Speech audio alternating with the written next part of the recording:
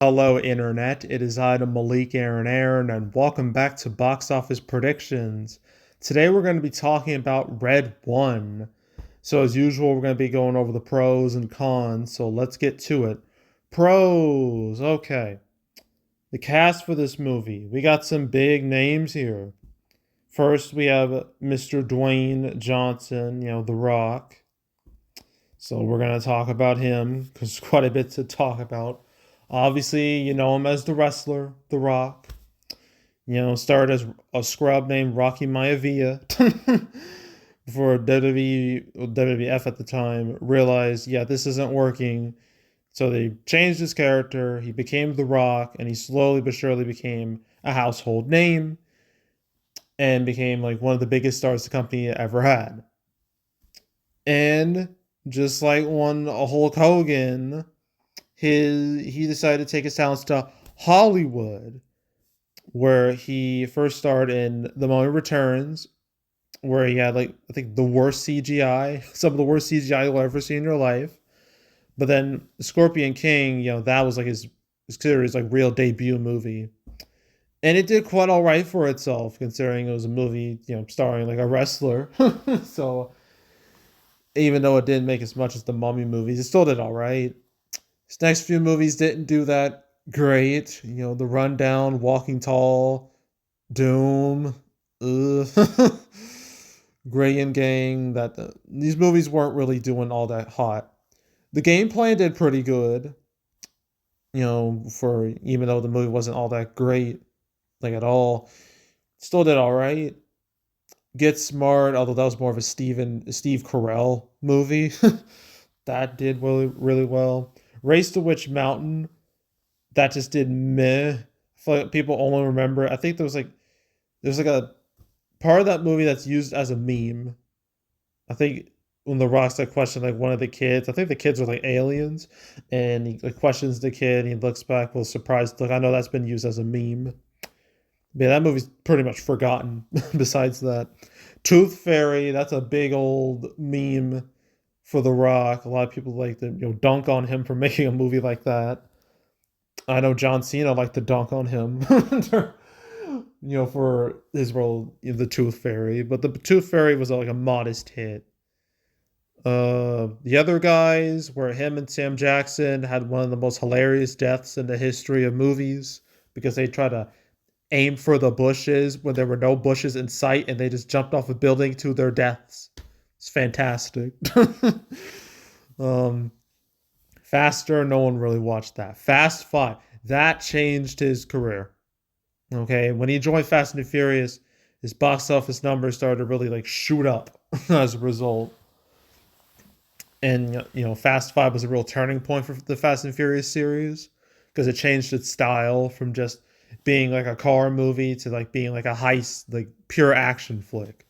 And it worked out great because it made a shit ton of money. Then the next year he made Journey 2, which was a big hit. The Snitch did okay. Pain Gain, same thing. G.I. Joe Retaliation did all right. It's solid enough. Fast Furious 6 did really, really good. This man was in 4 movies. Back to back. Every month you got The Rock from February to May. And then Hercules, a movie that I thought was all right. It did okay-ish. Furious 7 made 1.5 billion. I don't think I need to go any further with that one. San Andreas, that was a big solo win for him as it made over 400 million.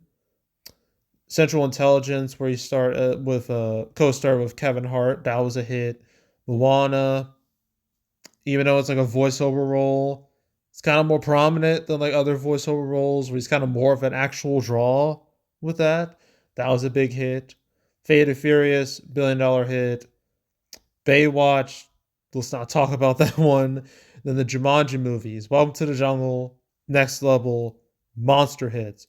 I never would have guessed Welcome to the Jungle would make nearly $1 billion. That was crazy to witness. And the Rampage did really good. Skyscraper, not so much. Did better internationally. Fighting with My Family. I don't know if I'd really count that. I know he produced it, but I don't. I guess it did fine. What was the budget? As long as it wasn't like too crazy, I think it did like okay. And the thing doesn't want to load. Wonderful. Okay, good. Okay, it did okay enough. Being the story of like Paige, aka Soraya. It did like fine for what it was. Then Hobbs and Shaw did all right for a spinoff.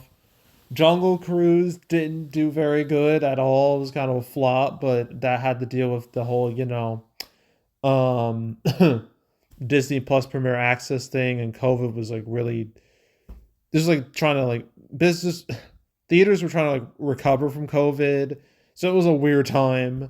So I'm not going to be too harsh towards that.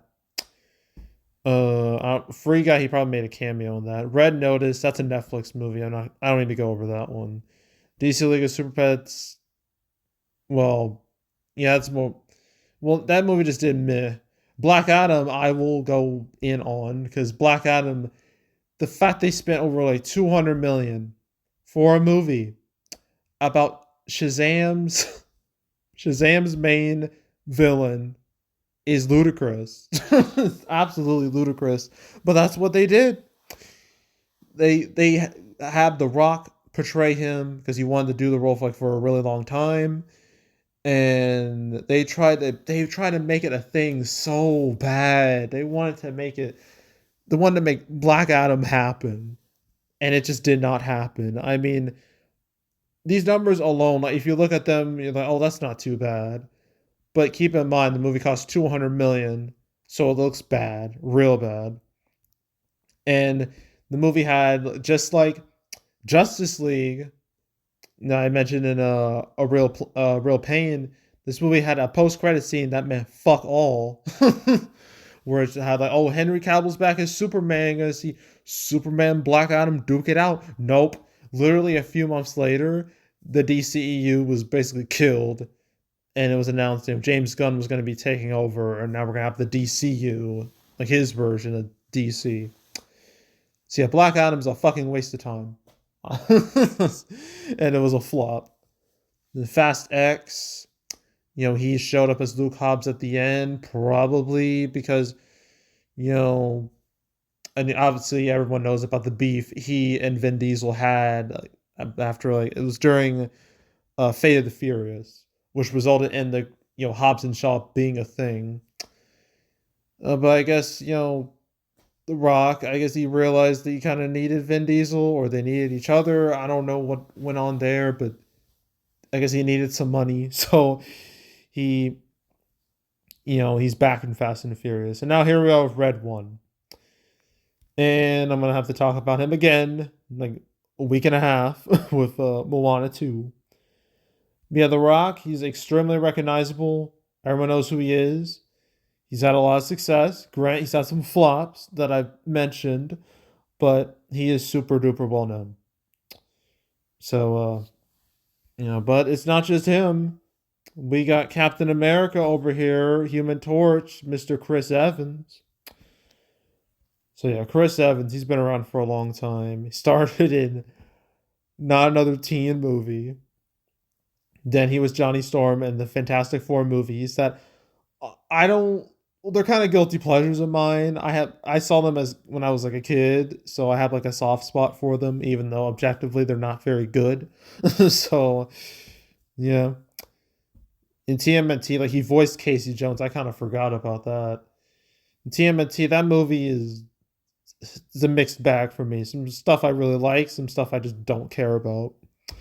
But anywho, made some meh movies after the movies that aren't really worth talking about. He was in Scott Pilgrim versus the World. So this weekend we got a Scott Pilgrim connection because we got Lucas Lee and Wallace Wells, both their actors who again reprised their roles in Scott Pilgrim Takes Off last year on Netflix. And then he became Captain America, Steve Rogers in the MCU. And he was in a ton of these movies. The first Avenger, the Avengers, Winter Soldier. That's when they finally made his character interesting. Age of Ultron, Civil War, Homecoming. Well, that was more of a cameo, like a joke appearance. Infinity War, Endgame, and yeah, Endgame. That was it. Because of time travel shenanigans, he grew like hella old, and he couldn't be Captain America anymore, and he was able to live out his life with Peggy, and it was a really satisfying moment. Hopefully, they don't ruin that moment in the future, but you never know. um, yeah. Besides his MCU work, he's done some other stuff. Snowpiercer, I know that's a cult classic. I know I got like a show. I think it was on TNT, but that's like a big old like cult classic right there. Um, Gifted was a little hit, a nice little hit. Knives Out, he was like one of the more primary faces of that movie because that movie had a big old ensemble cast, big old hit. Free Guy, he made a cameo in that because I think Ryan Reynolds' character, Guy, he used like a shield, like Captain America's shield, and Chris Evans like the hell, what was that? Lightyear, that was like a voiceover role, but oof, what we don't let's not talk about Lightyear. It's probably for the best. And then the rest of these are like streaming movies, so I can't really comment on those. But yeah, Chris Evans, super recognizable face, obviously. Who else do we got? J.K. Simmons, my man, J. Jonah Jameson, right here. Yeah, this band has done everything pretty much. He's very prolific, actor. A lot of these movies here were like really, well, not really super important for J.K. Simmons. The big one was Spider Man, where he was J. Jonah Jameson. That was probably one of the greatest casting decisions ever made in the history of cinema because his J. Jonah Jameson's iconic. He's used for memes, and it's just fantastic. Like a lot of people, he is J. Jonah Jameson to the point where the MCU actually had him like reprise his role because they knew damn well they weren't going to recast him. Like you can't surpass J.K. Simmons. You can't. You have like no hope of doing that. But yeah, his main claim to fame for a lot of people, the main reason why people really remember him was the Spider-Man movies, the Sam Raimi Spider-Man movies. But he's been in some other stuff. He's made like a supporting role type of guy. Let's see. Juno, I know he was in that. It's Burn After Reading. I know. Thank You for Smoking. I know that was a little hit right there. Uh, he was in Jennifer.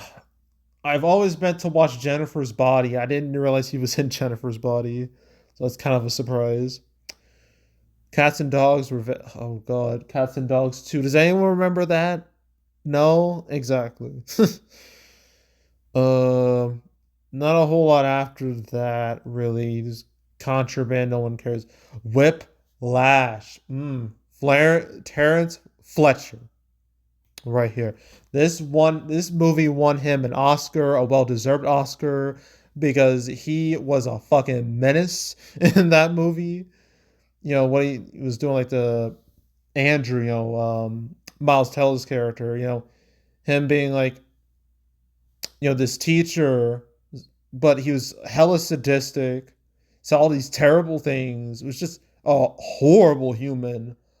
But his methods kind of paid off in the end, as bad as that is to say, in a way, because like his goal was to like push his students like beyond expectations, beyond what's expected.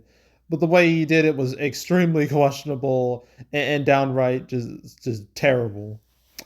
But Whiplash is a fantastic movie. I would highly, highly, highly recommend you watch it at some point. It is one of the best movies of the 2010s. Honestly, it's one of my favorite movies ever. Terminator Genesis. Genesis. I don't know why they spelled it like this. But yeah, I forgot he was in that. And then he voiced in Kung Fu Panda 3 and Zootopia. I think he voiced the lion in Zootopia. Yeah, he did. Then the accountant, that more supporting role stuff. Oh God, Justice League. I think it's top of his movie again. he was Commissioner Gordon, James Gordon in that movie. And look, I love J.K. Simmons as Gordon. I don't think he was really the right choice. I don't really see him as a James Gordon. I think that was more like Gary Oldman. Like he fit that, but I don't think J.K. Simmons really did. Granted, he wasn't given a lot of time to really show his stuff, but yeah, I don't think that was like the greatest casting choice in the world. I would have gone with somebody else, to be real. Then a whole lot of nothing really. I mean, he reprised his role as J. Jonah Jameson, as I already said. Uh, Nothing really. Well, he was. I should mention this man's fucking Omni Man and Invincible. On Amazon Prime. A lot of people made jokes about how Omni Man has a mustache, and it just with J.K. Simmons' voice, you just hear J. Jonah Jameson, pretty much. Especially J. Jonah Jameson if he had powers. um, yeah, Invincible. I love that show. Love it to death. I'm super hyped for season 3. I can't wait till it drops in February. Super hyped. And here we are with Red One with J.K. Simmons. So so we got J.K. Simmons. We have one more person to discuss, Lucy Liu. Okay, there she is. I was wondering like where is it? I didn't realize she had they put like a middle name. But yeah, Lucy Liu. She's been around for a long time. She's been in quite a few movies. Their main claim to fame was the first time she was like really really recognized was the Charlie's Angels movie with Cameron Diaz and Drew Barrymore. That was a big hit in 2000. It's also Shanghai Noon. That wasn't like a huge hit, but did all right for itself. That Ballistic Experts. Oh, that was a bad movie. That's an all time stinker right there. Let's not talk about that one. Then we got Charlie's Angels 2, which wasn't very good. Then the Kill Bill movies, really Kill Bill Volume 1, which were, both movies were hits. And then she voiced Viper in the Kung Fu Panda movies. Then not a whole lot really after that. Oh, she was in Shazam 2. No one watched it though. But yeah, Lucy Liu, I'd say she's a recognizable face. So our main 4 actors are all super recognizable.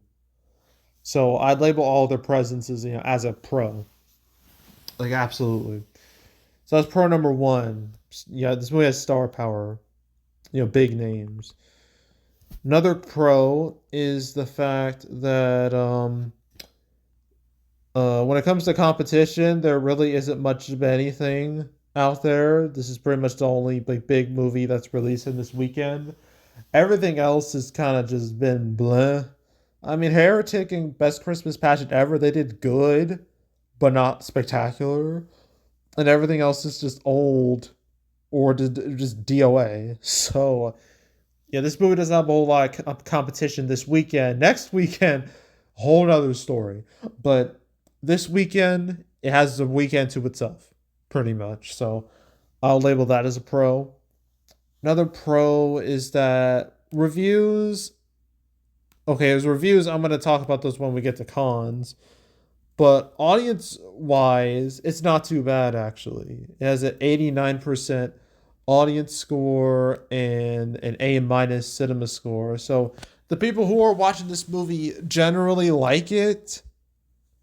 I guess they just see it as it's a popcorn flick, a movie you just watch and then you forget about as soon as you leave the theater. But while the movie's going, you're like, oh, this is fine. It's one of those movies. But yeah, word of mouth seems to be all right. Seems to be fine, amongst the general public. So I'll label that as a pro.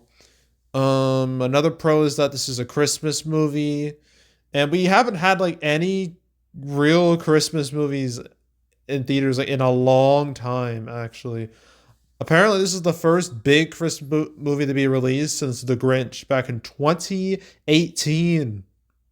Yeah, it's really been that long. And Christmas movies, all five. I know there's a lot of Christmas movies. There's at least 5 billion of them, and even then, that's a conservative estimate. But there's way too many Christmas movies. It's ridiculous. But a lot of them have been hits, big hits. I mean, Home Alone, both Grinch movies, Polar Express, Elf, Home Alone 2, Batman Returns, that qualifies as a Christmas movie. Was Gremlins, no one really ever talks about that being a Christmas movie, but the Santa Claus movies, obviously. Four Christmases, Die Hard is now considered a Christmas movie. Let's see. Blah, blah, blah. Trying to find like the more like significant one. Jingle All the Way is like a favorite of mine, for all the wrong reasons. Where it started like Arnold Schwarzenegger, like that movie is just ridiculous. Bad Santa, I know was like is like a cult classic. But yeah, there's a lot of Christmas movies out there. A lot of them have been hits, a lot of them have been bombs. But the advantage of having a Christmas movie come out like in November is that it has like over a month to play out. And that's how like a lot of these Christmas movies make their money, is that they don't really have like the strongest start, but they have legs, those holiday legs, because it's topical, it's timely for a movie like this to play out like throughout December and basically become a Christmas movie of the billions and billions of Christmas movies out there that get, played like every year for all eternity. So, yeah, obviously the November release before Thanksgiving, before Christmas, it's smart, gives it time to play out. So, yeah, release date and it being a Christmas movie, it all makes sense. So, that's a pro. And I guess it's preview numbers. For this being an original IP, these numbers aren't like the worst ever. They're not great, but they're not like awful. Like 3.7 million, that's fine. Just fine. Nothing really, going beyond that. It's just fine. And I think that's it with pros. Okay, cons. Reviews for this movie are bad, and I kind of expected them to be bad. Has a 32% critic score. That is not something you would want to brag about. That is not something that sells a movie. And I kind of had a feeling this movie would not be very good. Just like the trailers, like watching them, and just the overall feel of the movie, it just like it doesn't really feel like a movie that was made by someone who had like a really strong creative vision. It feels like product. As my thumbnail says, if this feels as a made by committee vibe to it that I really don't like. That really turns me off. And yeah, these reviews, like, they don't surprise me in the slightest. But hey, when have bad reviews ever stopped Christmas movies before, right? So, or when have bad reviews like really stopped? A lot of Dwayne Johnson movies. I mean, San Andreas, I think they only got like mixed reviews, but it still did really well at the box office. So sometimes reviews just don't matter. Will it be? Is that the case here? We'll find out. But yeah, reviews are not good. So yeah, I'll label that as a con. I guess I could also mention how the movie has this very, made by committee feel that I don't like. I'll label that as a con too. But a huge con is that next week, this movie has two big flicks coming out to deal with. Those movies being Wicked and Gladiator 2.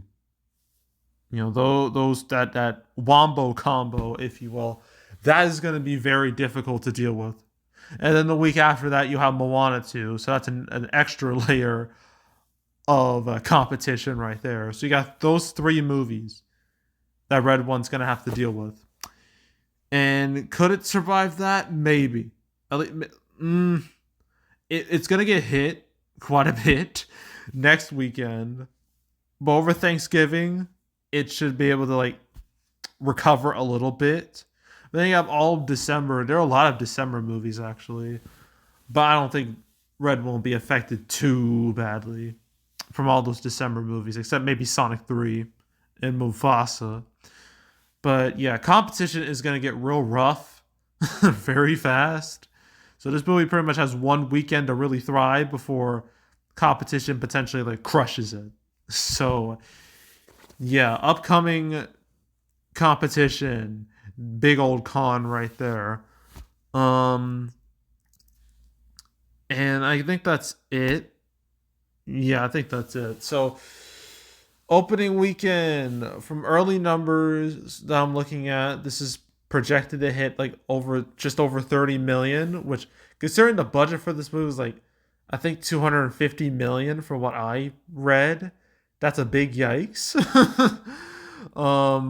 Big old yikes. But looking at those numbers, I know it's easy to immediately label it as a flop, but that's what people did to Polar Express back in 2004. Okay, so let's look at that Christmas. Da, da, da. Gotta go back to Polar Express. Press the wrong thing. No, I didn't press the right thing. Oh wait. Oh my god. Everything's going wrong. Okay. Polar Express. So Polar Express had a stupidly large budget, $170 million. It came out a week after The Incredibles. So it was in a bad spot already. Not to mention the whole, mocap thing and it being, having a very going hard into the uncanny valley that people didn't like very much. So this movie had a lot going against it. It had a weak ass opening weekend of 23 million. Had like a 5-day opening of like 30 million. So people were like, well, that's a bust. But the movie was able to have legs. I mean, look at that. It played all throughout, the rest of December, ended up making enough money to not embarrass itself. And now it's considered like a holiday classic. So I'm not saying Red One will be that. Not at all. But I wouldn't write it off just yet. I wouldn't write off its box office just yet. I'll give it time before I can really like make, a hard, judgment on whether it's a success or not. But right now it's not looking the greatest. So yeah, I guess I'm going to stick with like 30, 35 million. That'd be like on the same level as like If earlier this year, which wasn't exactly a big old hit. So but at least that movie was cheaper than this. But it's this movie's legs with it being a Christmas movie, realistically it should have long legs. But so I'm gonna say it should hit at least 100 million. It should at least do that. If it doesn't, then this movie's fucked completely. So if it can hit 100 million, then it can brag a little bit. You can save a little bit of face. So I'm gonna say I'm gonna have a wide range, 110 to 150 million. I'm gonna go with that. 110 to 150 million total. And yeah, that's it for the weekend. Not exactly a thrilling weekend. In fact, the most thrilling thing I've done this weekend was few hours ago on Friday. I went to go see Sonic Sympathy. Sympathy, yeah. Went to that. Never been to one of those before. I decided, why not? It's the Year of Shadow. I might as well commit. So I went. It was a lot of fun. The beginning, of it. You could it was like an orchestra doing all the music from various Sonic games. And then after the intermission, the second half, it basically just became like a concert. We all had like our glow sticks up in the air, waving them around, singing lyrics. It was awesome. Loved it. So, yeah, I imagine that had to be. Yeah, so that was a pretty cool, moment. I've definitely, it was definitely a better choice than watching Red One, I would imagine. So, yeah, so that's what I did on Friday. Now, next week, this is big. We haven't had a weekend this big in a long time. We got Wicked. We got Gladiator 2. We got Boff, and no one cares about that movie anyway. The fact that that movie's even coming out the same time as Gladiator 2 and Wicked is a bold move.